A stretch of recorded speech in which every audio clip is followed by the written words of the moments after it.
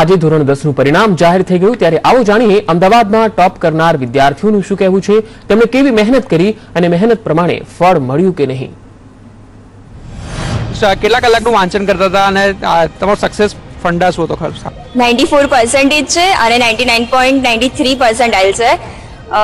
રોજનું 7-8 કલાકનું વાંચન કરતી, પણ કન્ટિન્યુઅસલી નહીં વાંચવાનું, થોડી વાર ઊભા થવાનું, નહીતર પછી બહુ એ થઈ જશે। 99.72% આવેલ છે અને ફૂલ્લી સપોર્ટ, અને રાજુ સરનો બી એટલો સપોર્ટ છે, અમારા ટ્યુશન સર અને અમારા સ્કૂલના પ્રિન્સિપલ બી એકદમ ફૂલ સપોર્ટ કરે છે। ગમે ત્યારે ફોન કરી આન્સર આપે, એકદમ ફ્રેન્ડલી આમ વાત કરી છે, અને ક્યારેય એવું નહીં કે ટેન્શન આપે કે તમારે આટલા લાવવા જ પડશે, તમારું કેપેસિટી હોય એ પ્રમાણે તમારે મહેનત કરવી જ પડશે એવું આપ્યું છે અમને, અને એ પ્રમાણે અમે કર્યું છે તો આટલું આવ્યું છે। ટ્યુશનમાં બધા જોડે હતા એટલે અમારે આખા દિવસના રોજના અમે 18 કલાક ટ્યુશનમાં બેસતા હતા, એટલે અમારું જે બી રિઝલ્ટ આવ્યું છે એ પહેલા અમારા રાજુ સર અને પછી બીજું અમારા મમ્મી પપ્પા બધાને કે તમે મહેનત કરો, રિઝલ્ટની ચિંતા તમે નહીં કરશો, તમારે જે રિઝલ્ટ આવશે એ જોયું જશે, બસ ખાલી મહેનત ઉપર કોન્સન્ટ્રેટ કરો। અને સાયન્સ અને મેથ્સમાં વધારે મહેનત કરવી પડે છે।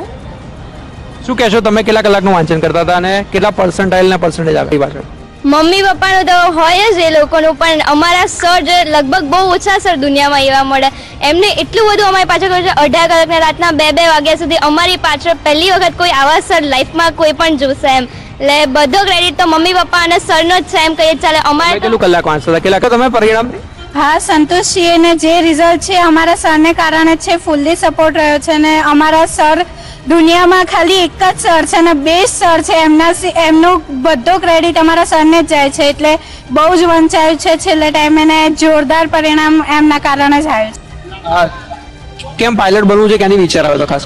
મારા એક મામા હતા, એમને પાયલોટ બનવાનું સપનું હતું, પણ એમની ફાઇનાન્શિયલ કન્ડિશન સારી નથી એટલે બની નતા શક્યા, એટલે મેં એમને કીધું કે તમારું સપનું હું પૂરું કરી બતાવીશ। કન્ડિશન તો મારી પણ નથી, પણ અમારા સમાજમાં લોન આપવાના છે, એ લોનથી હું ભણીશ અને આગળ પાયલોટ બનવા માંગુ છું। 4 કલાક વાંચતો હતો અને રાત્રે મોડા સુધી, અને સર કહેતા હતા એ પ્રમાણે 4 વાગે ઉઠવાનું ચાલુ રાખ્યું હતું, અને મમ્મી પપ્પા મહેનત કરતા પાછળ એટલે ટકા સારા। એ મેં ફેસબુક, ટ્વિટર અને બધા સોશિયલ મીડિયા બધું છોડી દીધું હતું, અને ટીવી મારા માટે બધા ઘરના લોકોએ સેક્રિફાઈસ કર્યું હતું, 1 વર્ષ માટે ટીવી બંધ હતું એટલા માટે। ઇમ્પોર્ટન્ટ પ્રશ્નો એ રહ્યા, વધારે બાર આપવાનું, બીજા 2-3 વાર વાંચવાના, પછી સર જે પ્રમાણે કે પ્રમાણે તૈયારી કરવાની।